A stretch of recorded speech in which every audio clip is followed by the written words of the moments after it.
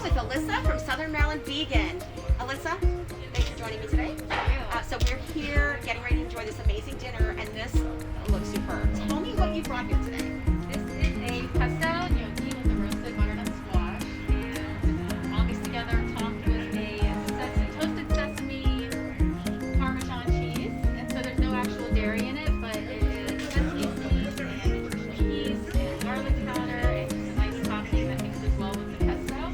And so everything is just perfect for a Thanksgiving holiday meal, and it's anytime. That's amazing. So is this a warm dish or a cold dish? This is a warm dish. It's a warm, so it's going to be baked? Yes. Okay, terrific.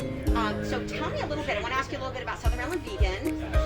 You helped to organize some things here for the vegan community. Tell me a little bit about that. That's correct. I organized the Southern Maryland Vegan Restaurant Week, and that's actually occurring this week, November 1st through the 8th, and this is the second annual one, and it covers St. Mary's and Keller counties. And obviously it's a little different this year due to COVID, but we really just felt it was important to really showcase the local businesses and give them as much extra business as possible, because vegans are customers too, and want to support you. Well, thank you for doing that. I know that especially with everything that's been going on, the restaurants really just, we're welcoming everybody back and making sure that we can keep those people going as well. So